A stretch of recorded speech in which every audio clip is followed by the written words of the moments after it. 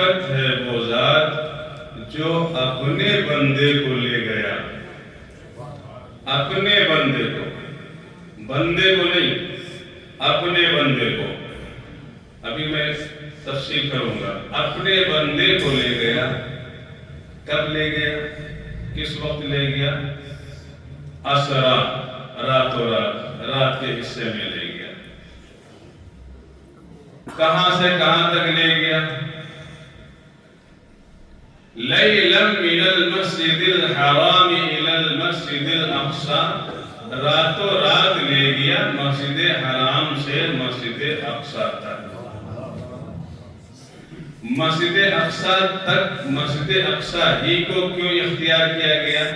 لِنُرِيَهُ مِنْ آیاتنا، تاکہ اس کو ہم اس کے ارد گرد جو ہم نے برکتیں رکھی ہیں وہ ہم اسے مشاہدہ کراتے ہیں۔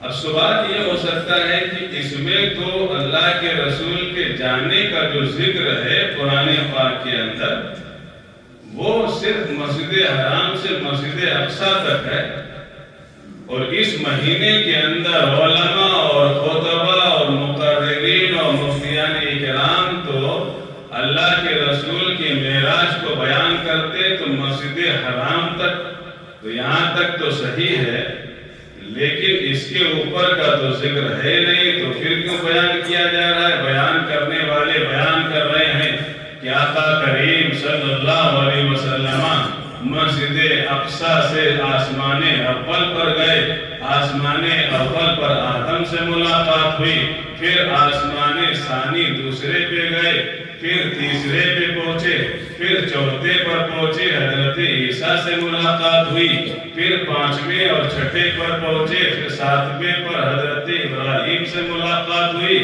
پھر سدرۃ المنتہا، اور پھر حضرت جبریل کا ساتھ چھوٹا، پھر عرش الہی، اور پھر ایسی جگہ سے سفر شروع ہوا کہ رف جو کہ نور کا تخت تھا اس کے اوپر، اور پھر اس سے بھی آگے چلے گئے جہاں نہ اب تھا، نہ کب تھا، نہ ادھر تھا، نہ ادھر تھا، نہ جدھر تھا، نہ کدھر تھا، نہ زمان، نہ مکان، لا مکان کی وادیوں میں پہنچ گئے۔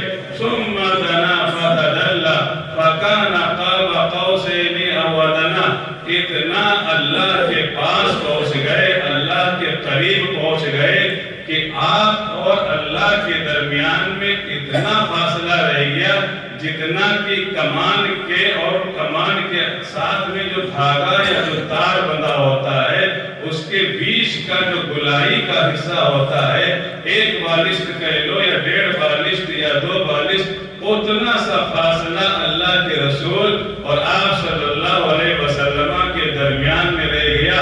اور حد تو یہ ہوئی کہ آپ صلی اللہ علیہ وسلم کے شان مبارکہ پر اللہ نے اپنا دست اقدس جیسا کہ اس کی شان کے لائق ہے رکھا۔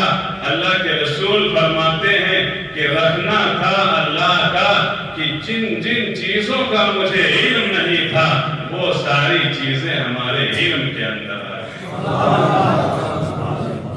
اب اتنا کیوں بیان کیا جا رہا ہے؟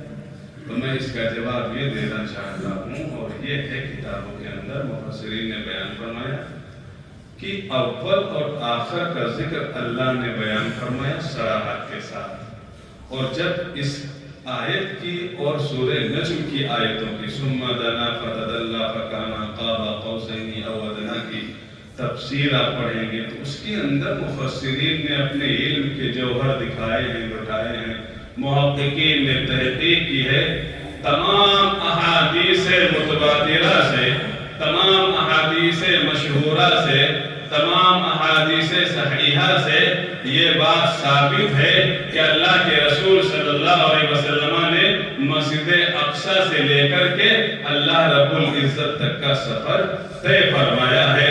اس لیے ہم جانتے ہیں اور مانتے ہیں اور عقیدہ رکھتے ہیں، اور اسی کو پڑھ کر کے، اسی کو سیکھ کر کے علماء کرام اپنی اپنی تقریروں میں بیان کرتے ہیں۔ جب احادیث صحیحہ سے ثابت ہے، احادیث مشہورہ سے ثابت ہے، تمام مفسرین و محققین کا اس بات پر اتفاق ہے، اجماع ہے کہ آقا کریم صلی اللہ علیہ وسلم خلقت خاص میں رب قدیر کے پاس پہنچے اور اپنی ماتھے کی نگاہوں سے، اپنی آنکھوں سے اللہ رب العزت کا دیدار فرمایا۔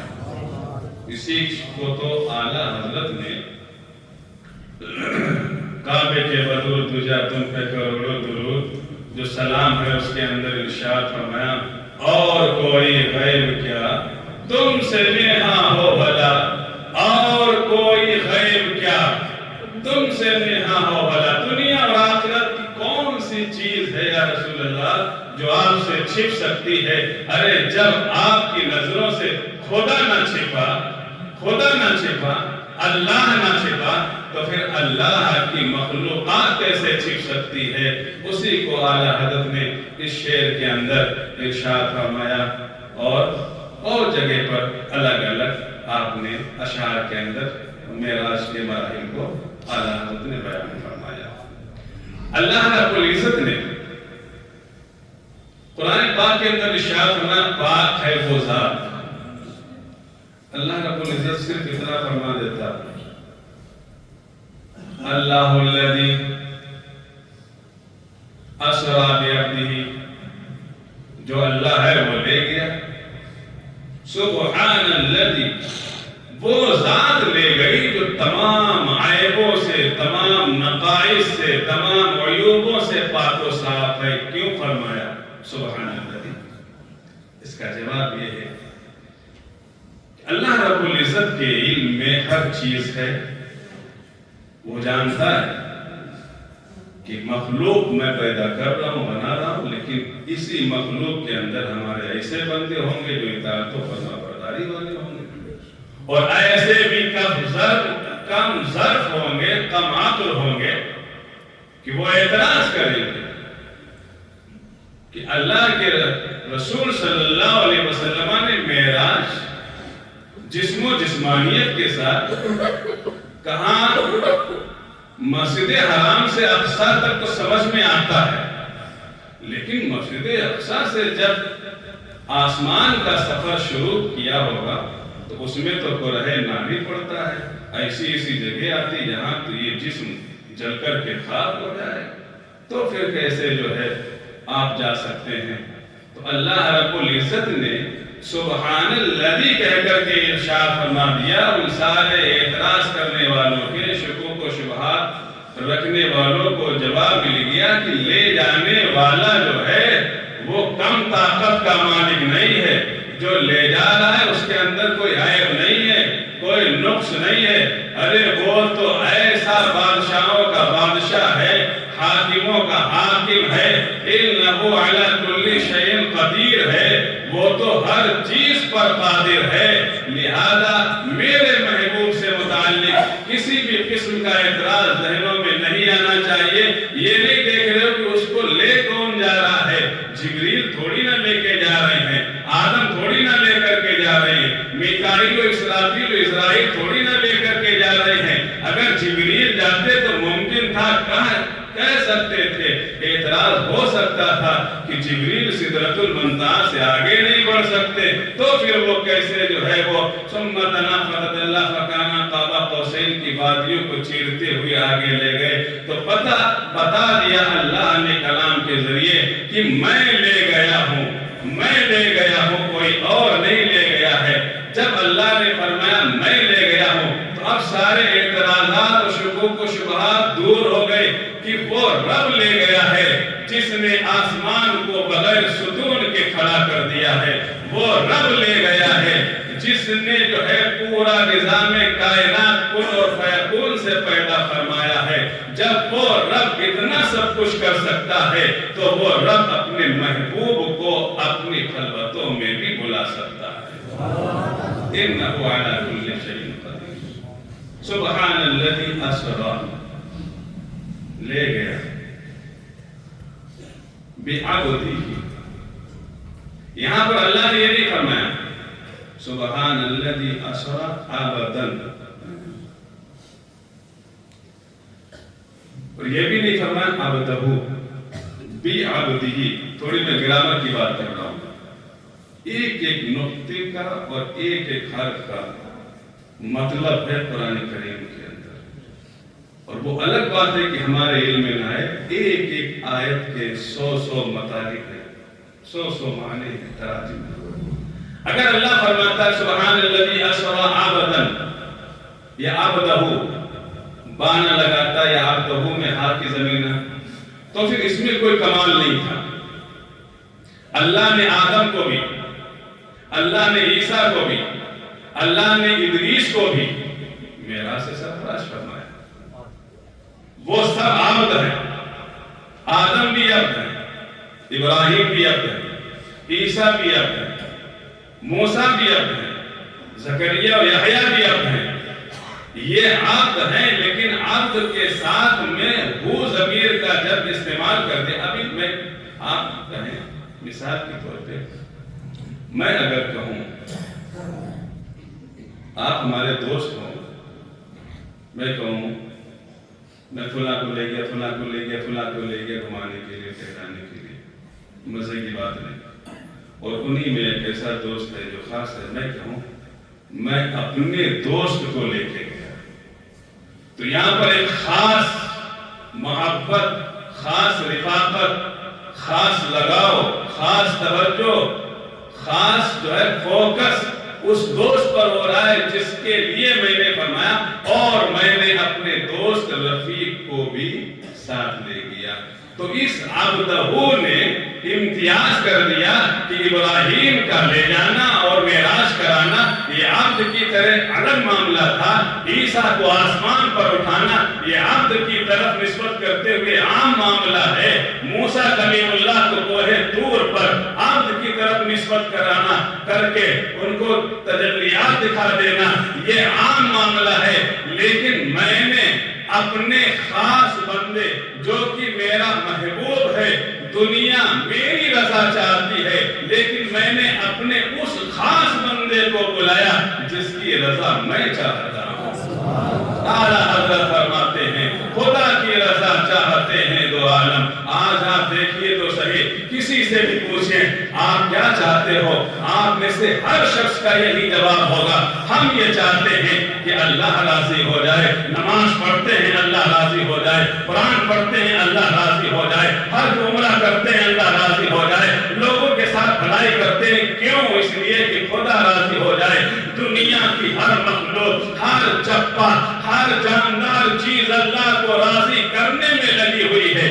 آدم سے لے کر کے عیسیٰ تک, چاہے وہ موسیٰ کلیم اللہ کیوں نہ ہو, ابراہیم خلیل اللہ کیوں نہ ہو, آدم صفی اللہ کیوں نہ ہو, سب کا منشا یہی تھا اور یہی رہا پوری زندگی کہ میرا رب راضی ہو جائے. لیکن اسی دھرتی کے اوپر ایک اللہ نے اپنے خاص بندے کو پیدا فرمایا, اور وہ بندہ کوئی عام بندہ نہیں بلکہ مسلمانوں فخر کرو, ہمیں غرور ہونا چاہیے, ہمیں اس بات پر گھمنڈ ہونا چاہیے کہ سارے مذاہب کے پانی بڑے بڑے جو ہے طاقتور ہے, لیکن تمام مذاہب کو ایک طرف رکھو اور دین اسلام اور مذہب کے پانی محمد الرسول اللہ کو ایک طرف رکھو.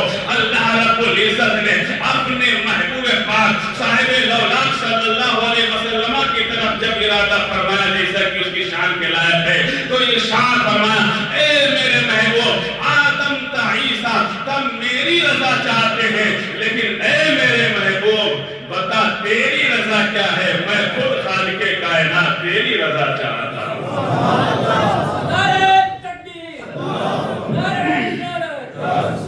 سبحان الذی اسری بعبدہ. اس لیے اللہ نے فرمایا بعبدہ. ابھی تک جو بات ہوئی وہ عبدہ میں جو حاضر تھی اس سے متعلق. اب جو با جو لگا ہوا ہے بعبدہ میں جو با ہے, اس کا کیا مطلب ہے؟ کوئی کہہ سکتا ہے کہ معراج جو ہوئی وہ اللہ نے حکم دے دیا, وہ سرکار ام ہانی کے یہاں سے اٹھے اور چلے گئے. اللہ کا ساتھ نہیں, اللہ کا قرب نہیں ملا, اللہ کی مصاحبت نہیں. حضرت تشریف فرمائے, شرح میں تعمیل کی ایک کتاب چلتی ہے علموں میں, با یہاں پہ جو ہے نا وہ مصاحبت کے لیے. مصاحبت کا مطلب یہ ہے کہ بندہ جہاں سے چلا ساتھ رہا اللہ کا, اور وہاں سے مسجد حرام سے اقصی اللہ کا ساتھ، مسجد اقصی سے آسمان اول اللہ کا ساتھ، آسمان اول سے آسمان ثانی، آسمان ثانی سے آسمان ثالث رابع خامس سادس سابع سدرۃ المنتہی عرش معلی رب ثم دنا فتدلی، اللہ رب العزت کی بارگاہ میں پہنچے۔ تو اب یہ آپ کہہ سکتے ہو کہ آپ کو یہ کیسے پتا ہے کہ اللہ ہر جگہ رسول اللہ کے ساتھ میں رہا، وہی لے کر کے گیا ہے؟ تو میں یہ بتانا چاہتا ہوں، یہ قرآن پاک کے اندر جو آیت ہے سبحان الذی اسری بعبدہ میں جو یہ با ہے، یہ ہمیں بتا رہا ہے کہ اللہ رب العزت کا ساتھ جیسا کہ اس کی شان کے لائق ہے، اللہ کے رسول کے ساتھ ام ہانی کے یہاں سے لے کر کے جب تک اللہ نے اپنے ساتھ نہیں بلا لیا، اس وقت تک اللہ کا ساتھ اپنے محبوب کو عطا فرما دیا۔ پتہ یہ چلا ام ہانی کے یہاں اب یہ ساتھ کیسا تھا، ملاحظہ کریں، ساتھ یہ ایسا تھا، اور اس کے ساتھ میں یہ بھی سوال کا جواب سنتے چلیے کہ معراج کیوں کرائی گئی؟ اللہ کے رسول صلی اللہ علیہ وسلم کی سب سے چہیتی لاڈلی پیاری بیوی حضرت خدیجہ کبریٰ کا وصال ہوا، آپ کے چچا جان ابو طالب کا وصال ہو گیا اسی سال، اور اسی سال کو آپ صلی اللہ علیہ وسلم کی طرف نسبت کرتے تھے غم کا سال مانا جاتا ہے، کہا جاتا ہے، عام الحزن کے نام سے سیرت کے اندر یہ یاد کیا جاتا ہے، یعنی غم کا سال۔ آقا کریم صلی اللہ علیہ وسلم پر بہت مصیبتیں آئی، کوئی سال آپ نے عام الحزن یعنی غم کا سال نہیں قرار فرمایا، نہیں دیا گیا، لیکن جب خدیجہ الکبریٰ کا وصال ہوا اور آپ کے چچا جان حضرت علی کرم اللہ وجہہ الکریم کے والد بزرگوار کا انتقال ہوا، اور پھر دیکھیے کہ عام الحزن اس کو کہہ دیا گیا، تو عام الحزن سے ہی ہمیں سمجھ لینا چاہیے کہ حضرت خدیجہ اور ابو طالب اللہ کے رسول کے لیے کتنے امپورٹنٹ اور اہم رہے ہوں گے۔ جس سال ان کا انتقال ہوا، وصال ہوا، وہ غم کا سال سرکار کی طرف نسبت کرتے ہوئے قرار دے دیا گیا، اور اوپر سے دعوت و تبلیغ کا معاملہ چل رہا تھا۔ طائف کے بازار میں، طائف کی گلیوں میں اللہ کے رسول گئے اعلان الوہیت و وحدانیت کرنے کے لیے۔ میرے آقا کریم صلی اللہ علیہ وسلم کے اوپر پتھروں کی بارش ہوئی، آقا کریم صلی اللہ علیہ وسلم غمگین ہوئے، قبیلہ خاطر ہوئے، اور جب آئے تو ام ہانی کے یہاں آرام فرمانے لگے۔ اچھا، ام ہانی کے یہاں بھی آرام فرمانے لگے۔ جب ام ہانی کے یہاں آرام فرمائے، اب اللہ تو ہر چیز دیکھ رہا ہے، آپ بیٹھے ہیں، آپ کے دل میں کیا چل رہا ہے، میں بول رہا ہوں، میں ابھی کیا کروں گا، کیا بولوں گا، کہاں جاؤں گا، کب مروں گا، کیا ہوگا، کیسے زندگی گزرے گی، اللہ کو سب علم ہے، سب جانتا ہے۔ اللہ نے دیکھا میرا محبوب پریشان، بڑی پریشانی اٹھا رہا ہے، اب اس کو آرام کرنے کے لیے، اس کو خوش کرنے کے لیے کیا ایسا اس کو دیا جائے جس سے کہ میرا محبوب خوش ہو جائے، غم دور ہو جائے، پریشانی ختم ہو جائے۔ ایسا ہوتا ہے نا، جب کبھی آدمی ٹینشن میں ہوتا ہے، ہمارا دوست ٹینشن میں ہے، تو ہم اس کو کیا کریں گے، چل یار گرین پلازا چلتے ہیں، چائے مار کے آئیں گے، فریش ہو جائے گا، اجمیر چلے وغیرہ وغیرہ۔ یہ بہت زیادہ ہوگا، جیسا ساتھ ہوگا ہمارا ساتھ ہوگا تو ہم حدیث سنا دیں گے، نعت سنا دیں گے، ہے کہ نہیں؟ اب دنیا دار کا ہوگا تو وہ گانا سنا دے گا، تاکہ غم تھوڑا یہ سمجھا دے گا، نصیحت کر دے گا۔ لیکن یہ ساری چیزیں اللہ رب العزت کی شان کے لائے۔ اللہ رب العزت نے اپنے محبوب صلی اللہ علیہ وسلم کو پریشان دیکھا، حضرت جبریل امین، اے جبریل امین سدرۃ المنتہی کو چھوڑو، اے تمام فرشتوں، آج تمہیں تسبیح و تقدیس کرنے کا نہیں ہے، آج تو میرے محبوب کے یہاں جاؤ اور میرے محبوب کو میرے پاس میں لے کر ام ہانی کے یہاں کیوں؟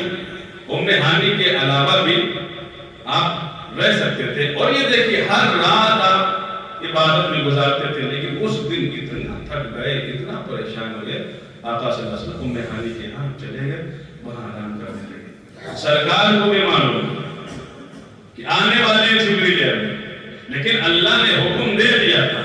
تو ام ہانی کے یہاں ہونا اور اپنے گھر اپنے حجرے میں نہ ہونا، اس میں نقطہ مفسرین نے یہ بیان کیا کہ جب بھی جبریل آتے تھے تو انہیں اذن لینے کا حکم تھا، لیکن معراج کی رات میں اللہ نے ایسا اذن انہیں عطا فرمایا تھا کہ آقا کریم جہاں بھی ہوتے وہ بغیر کہے بغیر اجازت لیے ہوئے ان کو اندر جانا تھا اور سلام پیش کرنا تھا، اور اللہ کا جو ہے دیا ہوا جو وعدہ تھا وہ سنانا تھا۔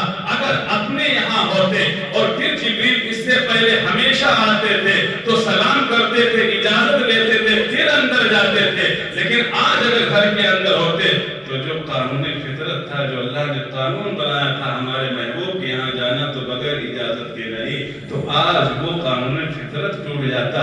یہی وجہ ہے کہ ام ہانی کے یہاں رہے، جبریل آئے، دیکھا سرکار سو رہے ہیں، اب کیا کرے؟ آقا کریم صلی اللہ علیہ وسلم کتنا خیال رکھا ہمارے اور آپ کے سب کے رب نے، پاک پروردگار نے۔ جبریل امین نے چاہا کہ ہم جگائیں، اللہ نے منع فرما دیا، نہیں میرے محبوب کو ایسے نہیں جگانا ہے۔ کیسے جگائیں؟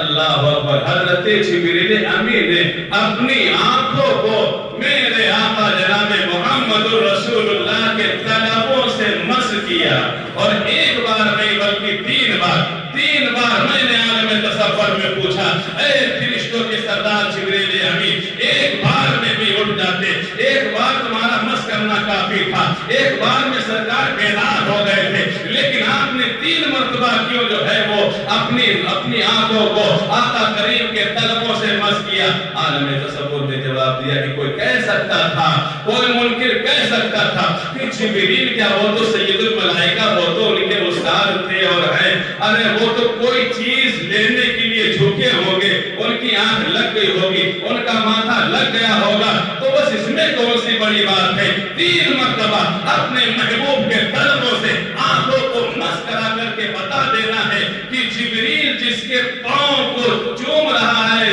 چھو رہا ہے، وہ کوئی عام نہیں ہے بلکہ عبدہ ہے، وہ تمام انبیاءوں کا، تمام رسولوں کا امام ہے، محبوب خدا رب العالمین۔ وقت زیادہ ہو گیا، ختم ہو گیا، میں اپنی بات کو یہیں پہ ختم کرتا ہوں، چونکہ اگلے جمعے کو بھی میں انشاءاللہ بیان کروں گا، اور اسی جمعے کی رات کو شب معراج ہے، عشاء کے بعد میں انشاءاللہ اس رات میں بھی ہم بیان کرنے کی کوشش کریں گے۔ اگلے جمعے کو ہم یہیں سے آگے دیکھیں۔